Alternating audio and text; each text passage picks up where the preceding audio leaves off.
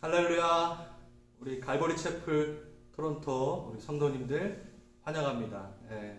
우리 수요 예배 마지막 주차입니다. 매월 마지막 주차에 열방의 하나님을 따라라는 시간을 갖고 있는 것 잘 알고 계시죠? 우리 개교의 중심의 영성이 아니라 하나님의 눈을, 하나님의 마음을 따라 열방을 보는, 열방에 있는 영혼들을 바라보는 시간들입니다. 개인적으로는 참 기대가 되고 또 기다려왔던 시간이에요. 오늘은 이스라엘에 대한 하나님의 마음을 좀 살펴보기 원합니다. 그래서 이스라엘 현지에 계시는 우리 교수님을, 우리 선교사님을 모시게 되었어요. 자, 오늘 말씀을 나눠주실 우리 교수님, 선교사님은 유진상 우리 교수님이세요. 히브리대 한동대 글로벌 센터장으로 지금 계시고, 한동대 겸임 교수님으로, 그리고 GBC 미주 복음방송 이스라엘 특파원으로도 지금 활동하고 계시고, 히브리대 성서학, 그리고 이스라엘 정치 사회학, 사회학을 전공하셨어요. 그래서 아주 깊이 있고 또 그 이스라엘 현지에서 계속 계셨기 때문에 아주 바른 또 이스라엘의 관점, 하나님이 보시는 관점들, 이것들을 잘 설명해 주실 것 같아요. 오늘 준비하신 우리 말씀 제목은요, 내 마음에 사모하는 처음 익은 무화과라는 설교 제목으로 말씀을 전해 주시겠습니다. 설교 본문은 미가서 7장 1절인데요. 제가 대표로 읽고 우리 선교사님 모시겠습니다. 미가서 7장 1절. 재앙이로다 나여, 나는 여름 과일을 딴 후와 포도를 거둔 후 같아서 먹을 포도송이가 없으며 내 마음에 사모하는 처음 익은 무화과가 없도다. 안녕하십니까, 토론토 갈보리 채플 형제자매 여러분. 오늘은 이렇게 예루살렘에서 인사를 드리게 됐습니다. 오늘 본문 미가서의 말씀은 아주 어려운 상황을 말하고 있습니다. 당시에 이스라엘은 이웃과 가족 사이에 신뢰가 바닥이 나고 정치적, 사회적, 경제적으로도 아주 어려움을 겪고 있었던 그런 상황이었습니다. 어떻게 보면 코비드 팬데믹으로 많은 어려움을 겪고 있는 현재의 모습과도 닮아있지 않은가, 그런 생각을 하게 될 정도입니다. 오늘 이 본문 구절 중에서 특별히 함께 살펴볼 말씀이 있는데요. 그것은 바로 내 마음에 사모하는 처음 익은 무화과라는 구절입니다. 이스라엘에서는 무화과가 참 흔한 나무 중에 하나입니다. 사실 저 뒤로도 많은 무화과 나무가 있을 겁니다. 성경에 보면 이 가나안 땅, 이스라엘 땅에 자생하는 7가지의 과실을 맺는 나무를 말하고 있는데, 그 중에 대표적인 것이 무화과일 정도로 이스라엘에는 흔한 나무 중에 하나이죠. 특별히 이 나무는 잎이 크고 무성해서 긴 여름에 그늘을 제공하는 걸 통해서 많은 사람에게 위로를 줄 뿐만이 아니라 또 달콤한 열매를 맺어줌으로써 많은 사람들에게 그 기쁨을 주는 그런 나무이기도 했습니다. 그래서 예수님 시대에는 물론이고 오늘날에도 이스라엘에서 대표적으로 기르는 나무 중에 하나이고, 그래서 길거리에서도 흔하게 볼 수 있는 나무인 것이죠. 그러다 보니까 성경에서는 구약에서부터 그리고 신약에까지도 무화과와 관련된 많은 이야기들이 등장을 합니다.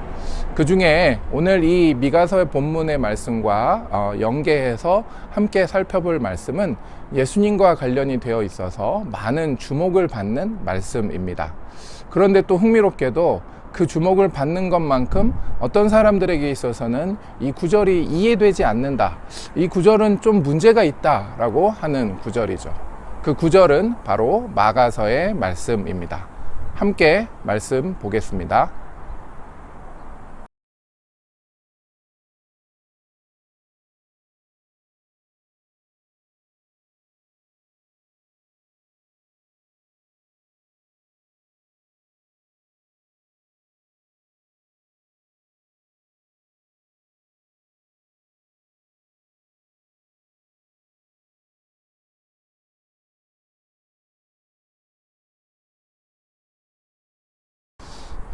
지금 살펴본 이 마가복음의 말씀은 바로 저 뒤편으로 보이는 감람산 동편 베다니 저 뒤쪽에서 이 감람산을 지나서 이 성전이 있었던 곳, 지금은 현재 황금돔이 보이는 저 뒤로 가시던 길에 있었던 사건을 말하고 있습니다.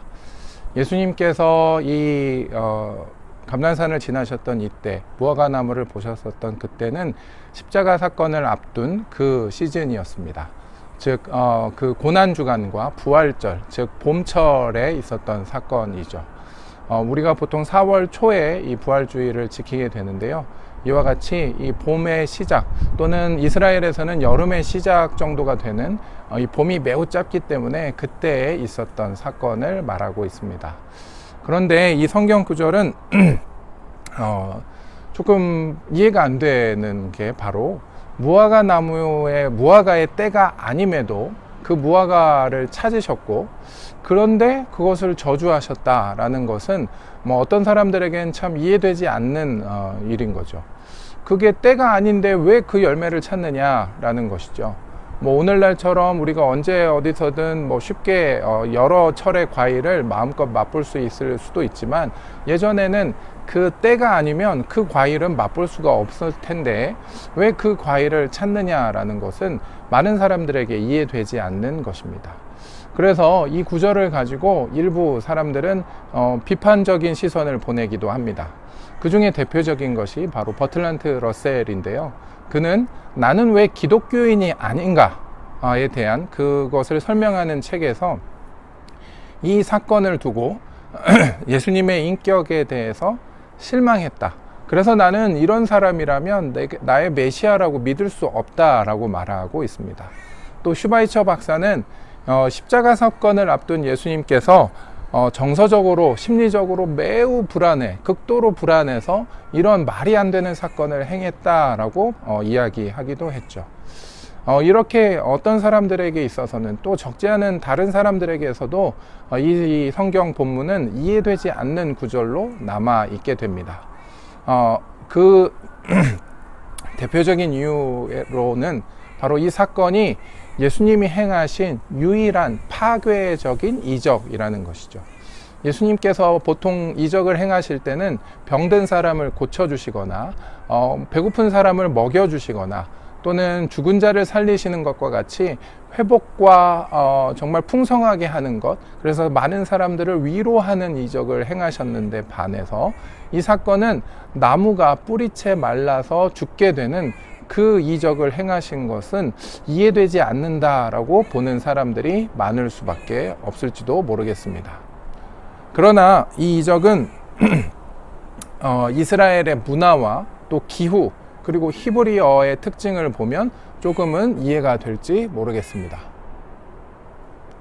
이스라엘의 기후는 여름은 되게 길어요.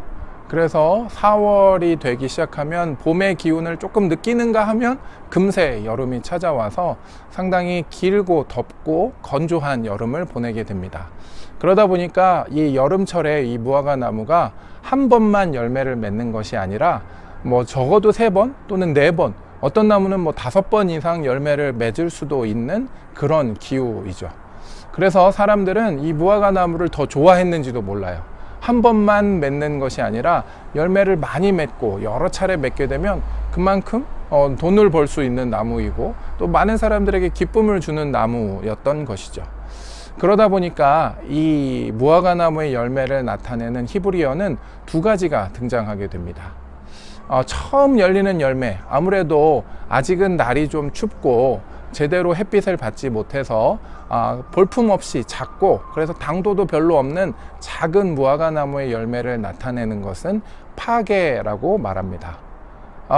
그 후 파게가 지나고 나서 조금 햇빛도 좋아지고 날도 좀 따뜻해지고 그런 상황에서 열리는 좀 크고 탐스럽고 당도도 높은 그 무화과 열매를 테나라고 부르죠. 이렇게 2개를 전혀 다른 단어로 표현할 만큼 2개가 가지는 특성이 조금은 다를지 모르겠어요. 이 파게는, 첫 열매는 볼품 없고 맛도 별로 없지만 그래도 위로가 되는 그런 열매였던 것이죠. 그래서 이 파게와 테에나는 전혀 다른 열매라고 보는 사람들도 있는 것 같습니다.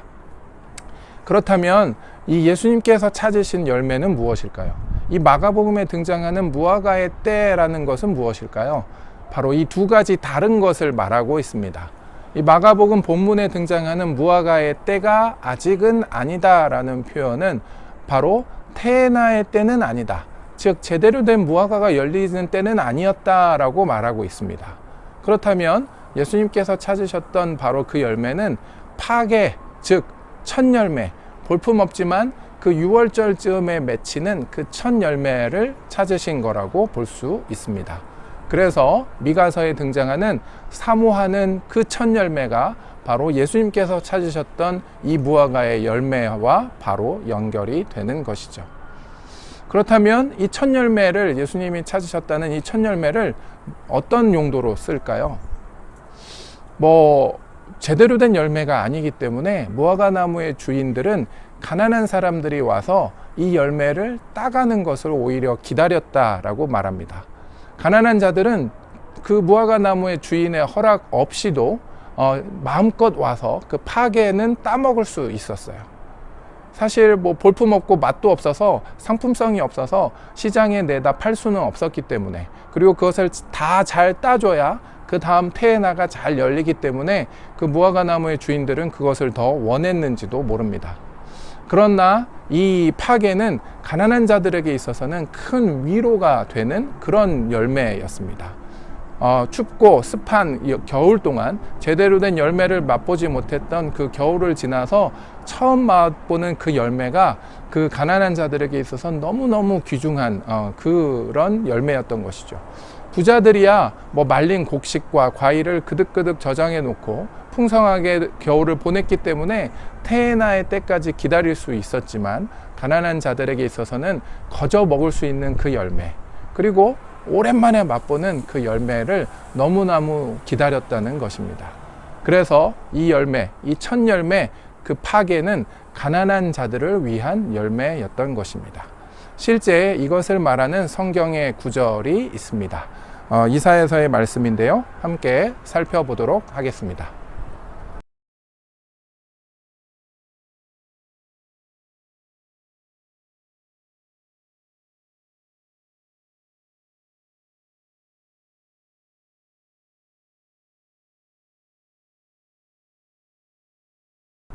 이렇게 이사야서에서는 누구든지 그것을 따먹으라 라고 할 만큼 이 파게는 많은 사람들에게, 특별히 가난한 자들에게 위로를 주는 것이죠. 그렇다면 이제 이 예수님의 사건으로 돌아와서 이 첫 열매와 잎사귀의 관계를 한번 살펴보고자 합니다. 나무의 관점에서 보면 잎사귀와 열매는 전혀 다른 속성을 가지고 있는 것처럼 보입니다. 나무는 살기 위해서 그 잎사귀가 꼭 필요합니다. 잎사귀를 통해서 햇빛으로 광합성을 하고, 그것을 통해서 뿌리에서 진액을 끌어올려서 나무가 자라게 되고 풍성해지는 그런 효과를 얻게 되죠. 반면 열매는 나무가 가진 그 뽑아 올린 그 영양분을 모아서 맺게 되지만, 그것이 나무를 위해서 쓰이지 않고 지나가는 동물이나 또 사람, 그리고 또는 그것이 땅에 떨어져 새로운 나무, 즉 새로운 생명이 열리는 그 나무 자체와는 전혀 상관이 없는 것이 바로 열매입니다. 그래서 나무는 잎사귀가 중요합니다. 잎사귀가 없이는 나무가 자랄 수 없기 때문이죠. 열매는 사실 나무에게 나무의 입장에서만 보면 안 맺어도 되는 것 아닌가 싶어요. 나무에게는 별 중요한 것은 아니니까요. 하지만 우리가 많이 보듯 모든 나무, 모든 꽃은 열매를 맺어야 한다는 것을 우리가 알 수 있지만, 이 무화과 나무의 경우에서는 잎은 무성한 데 비해서 그 열매를 맺지 못했다는 것입니다. 예수님께서는 멀리서 보일 정도로 잎이 풍성했던 한 무화과 나무를 가까이 가십니다.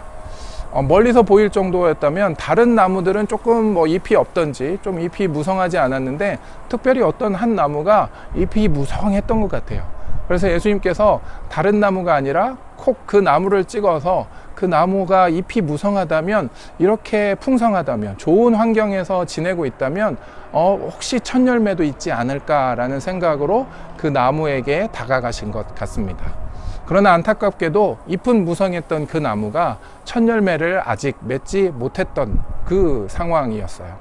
그래서 예수님께서는 그 첫 열매를 맺지 못했던 그 나무를 크게 책망하시고, 또 저주라고 볼 수 있을 정도로 그 나무에게 말씀하심으로 그 나무가 뿌리채 말라 죽게 됩니다. 예수님께서 찾으셨던 그 첫 열매, 즉 자신이 아닌 가난한 자들, 다른 사람을 위해서 그 열매를 맺지 못하는 그 나무를 예수님은 크게 나무라신 것입니다. 그렇다면 이제는 우리가 다음에 살펴볼 것은 그 가난한 자들은 누구인가 라는 것입니다. 그 가난한 자들은 바로 성경에서 대표적으로 말하는 고아와 과부와 객입니다. 고아는 부모님이 안 계셔서 여러 가지 도움을 받을 수 없었고, 경제적으로도 그래서 당연히 어렵고 아주 힘든 상황에 살 수밖에 없는 사람을 말하고 있습니다.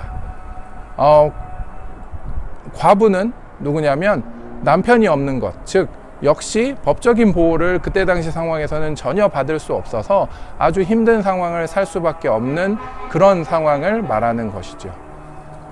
객은 누구냐면 자신의 가족과 친척을 떠나고 자신의 나라를 떠나서 낯선 곳을 여행하면서 어려운 상황에 위험에 처할 수밖에 없는, 그래서 아주 힘들고 그런 사람을 객이라고 불렀던 것 같습니다.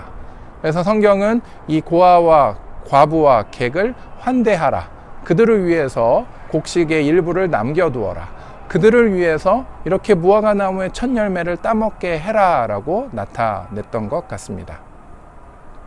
그래서 고아와 과부와 객은 성경에서 말하는 가난한 자들의 가장 대표적인 인물들입니다. 이들의 특징은 또 하나는 너무 가난하고 힘들기 때문에 갚을 길이 없는 그 정도의 가난한 자들입니다. 성경에서 우리가 베풀어야 되는, 우리가 누구를 정말 잔치에 초대해야 하고 누구와 관계를 맺어야 하는 것을 말할 때 갚을 길이 없는 자들, 다시 되갚지 못할 정도의 어려운 자들을 돌보아라 라고 하는 것이 바로 이 고아와 과부와 객을 말한다는 것이죠. 그래서 우리는 먼저 주변의 고아와 과부와 객을 살펴보아야 합니다. 특별히 요즘과 같은 상황에서 경제적으로 많이 힘든 분들이 계실 겁니다.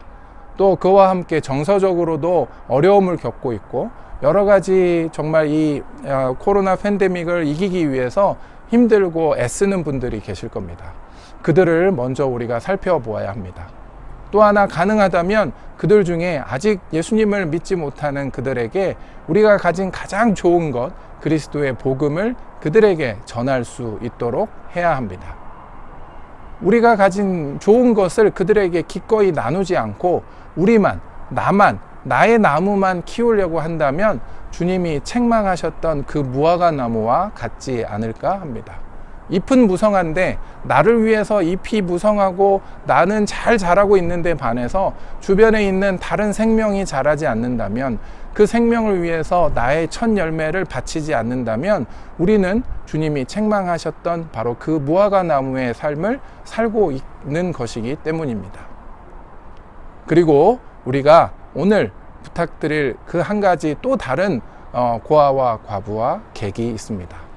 그들은 바로 이스라엘에 있는 유대인들입니다. 그들은 우리에게 맡기신, 하나님이 우리에게 맡기신 영적인 고아와 과부와 객입니다. 그들은 오히려 하나님께서 택하신 백성이라고 이야기했고, 그들을 통해서 하나님이 말씀을 주셨고 선지자를 주셨고 언약을 주셨고, 그리고 예수님이 그들 가운데서 태어나셨지만 오히려 그들은 하나님 아버지를 떠나서 지금도 고아처럼 살고 있는 자들입니다. 오늘날에도 저기 뒤편에 보이는 통곡의 벽을 비롯해서 수많은 회당에서 하나님 아버지를 만나기 위해서 그들은 애쓰지만 오히려 하나님 아버지를 제대로 만나지 못하고 고아처럼 외롭게 살고 있는 자들이 바로 유대인들입니다. 그들은 또 영적인 과부들입니다. 예수 그리스도를 신랑으로 메시아로 받아들이지 않는 과부들입니다. 그들은 주님을 신랑으로 모시지 못하고 있기 때문에 아주 어려운 삶을 살 수밖에 없고 구원의 소망을 제대로 갖지 못하고 결국은 그들이 죽을 수밖에 없는 그 삶을 지금도 살아가고 있는 것입니다. 그들은 또 영적인 객입니다. 또 실질적으로 그들은 오랫동안 디아스포라로 전 세계 이방인들 사이에서 이방인으로 그들은 살았습니다. 이방인 중에 이방인이 바로 유대인들이었습니다. 그들은 떠돌면서 이 나라 저 나라 많은 핍박과 어려움을 통해서 이곳저곳으로 떠돌던 그 민족이었습니다. 그리고 그 과정에서 기독교 세계를 통해 그들은 많은 핍박을 받았고 심지어 홀로코스트라는 대표적인 사건을 통해서도 보듯 기독교의 이름으로 행해졌던 핍박이 그들에게 끊임없이 있어 왔습니다. 그래서 그들은 지금도 영적인 고아와 과부와 객으로 살아가고 있고 우리에게 맡기신 가장 가난한 자들, 가장 영적으로 가난한 자들인 것입니다. 그래서 우리는 주변의 이웃 그리고 또 다른 민족을 위해서 우리가 섬겨야 하지만 우리에게 맡기신 그 영적인 고아와 과부와 객이 누구인지 한 가지 더 생각해 보셔야 합니다. 이방인이었던 우리가, 하나님을 모르고 살았던 우리가, 고아로 살았던 우리가, 정말 과부로 살았던 우리가 하나님의 아들이 되는 권세를 누리고 그리스도의 신부가 되는 영광을 누리고 그리고 하나님의 집에서 영원히 살 수 있는 더 이상 객이 아닌 더 이상 방랑하지 않는 더 이상 떠돌지 않는 자로 살아가는 우리가 되었는데 이 유대인들은 오히려 지금도 고아와 과부와 객으로 살아가고 있기 때문에 우리는 이들에게 영적인 빚을 지고 있고 우리가 돌봐야 하는 바로 가장 가난한 자로 하나님이 우리에게 맡기신 것입니다. 그래서 우리는 열방을 선교하는 그 마음, 열방에 그리스도의 복음을 전하는 그 마음이 바로 이스라엘과 유대인들에게도 향해야 한다라는 것을 오늘 이곳에서 제가 여러분들에게 드리고 싶은 말씀입니다. 이 말씀을 맺으면서 이 무화과 나무의 사건의 결론을 함께 살펴보고자 합니다. 성전을 다녀왔던 저 뒤편에 보이는 성전을 다녀오면서 다시 이 감람산을 지나 베다니로 머물던 그곳으로 돌아가는 과정에 그 무화과 나무를 살펴봅니다. 그 무화과 나무를 보니까 뿌리째 말라 있는 거예요. 그 본문을 저희가 함께 살펴보도록 하겠습니다.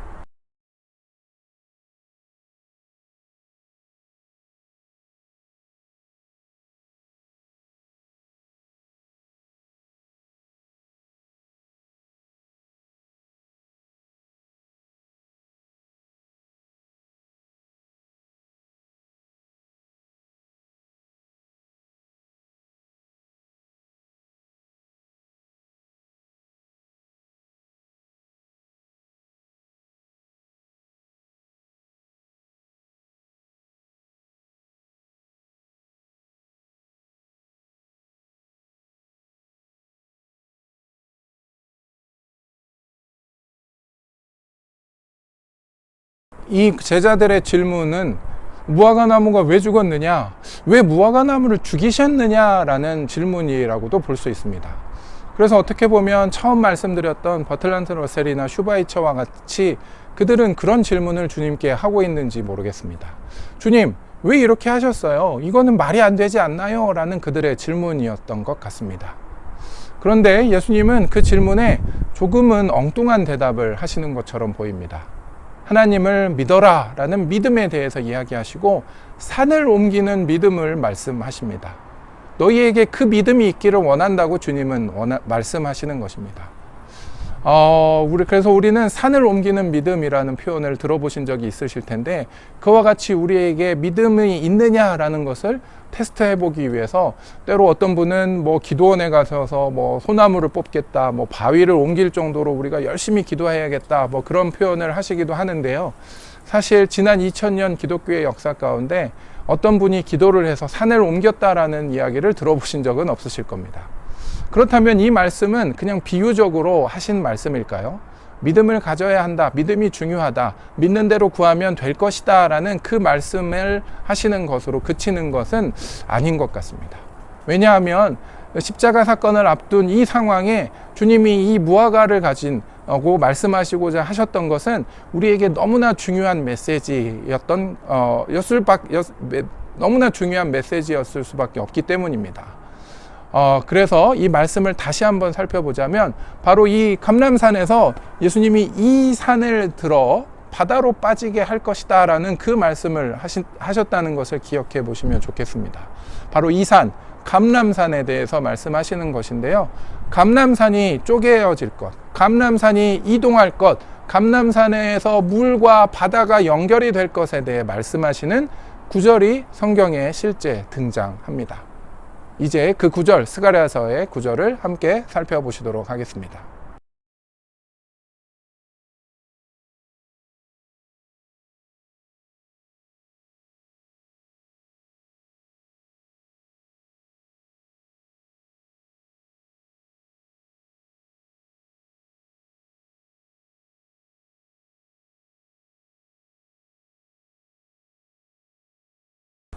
스가랴서의 이 구절에서 보면 감람산이 쪼개어지고 이동될 것이고, 그리고 그 후에 물이 솟아서 사해로 또 지중해로 흘러들어서 그것이 연결될 것을, 그래서 바다와 산이 함께 될 것을 말씀하고 계십니다.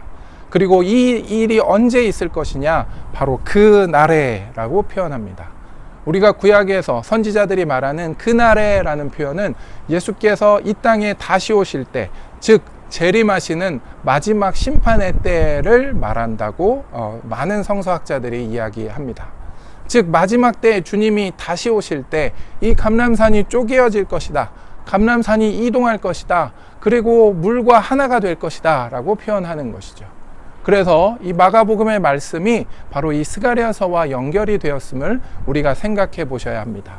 즉 예수님께서는 무화과 나무의 비유를 통해 이 첫 열매를 찾으신다는 것, 그리고 그것이 없다면 마지막 때에, 그 심판의 때에 너희에게 믿음이 없다는 것과 주님이 다시 오실 것을 너희가 믿지 않고 있다는 것을 말한다는 것이죠.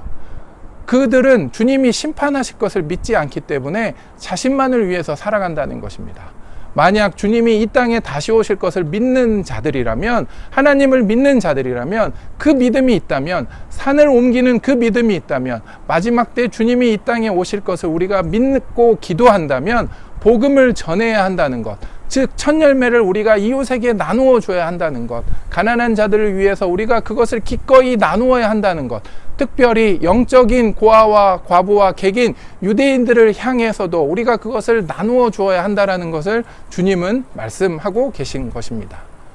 즉 이것은 엉뚱한 답변이 아니라 우리에게, 이 마지막 때를 살아가는 우리에게 너무너무 중요한 말씀으로 우리가 기억하셔야 한다는 겁니다. 잎사귀가 무성한 그 삶에서 그치는 것이 아니라 나를 위해서도 열심히 살아야 하지만, 나의 생명을 위해서, 건강을 위해서, 나의 경제적인 것을 위해서 열심히 살아야 하지만 그것에서 그치는 것이 아니라 열매를 맺는 삶을 이 마지막 때에 주님은 무엇보다 원하실 것입니다. 그리고 그것을 찾으러 그 잎이 무성한 나무, 좋은 환경에 두신 우리에게 주님은 찾아오실 것이라는 것을 이 마가복음의 마지막 구절에서 말씀하고 계신 것입니다. 그리고 그것을 위해서 주님이 당부하신 그 또 한 가지의 것은 바로 형제와 화해와 연합입니다. 우리가 형제에게 잘못한 것이 생각나거든 먼저 가서 그들과 화해하고 그들과 연합하라 라는 것을 주님은 말씀하고 계십니다.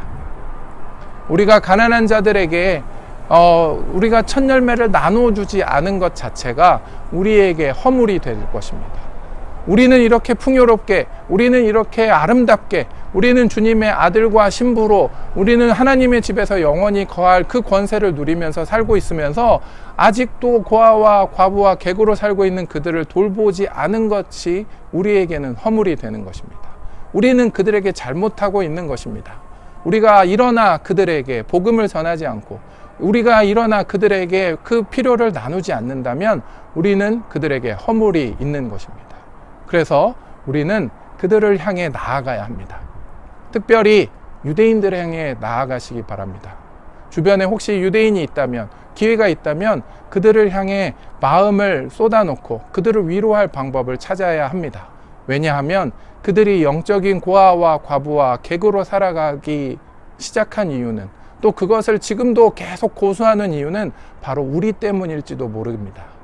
우리가 그리스도를 믿은 자로서 그들을 사랑으로 위로하고 그들을 예수님께 인도하기보다는 오히려 예수님의 이름으로 그들을 핍박하고 죽였던 역사가 우리의 교회의 역사 가운데 있기 때문에 유대인들은 지금도 다른 모든 종교는 괜찮지만 기독교는 믿지 말아라, 예수는 믿지 말아라 라고 그들의 자녀들에게 가르치고 있기 때문입니다.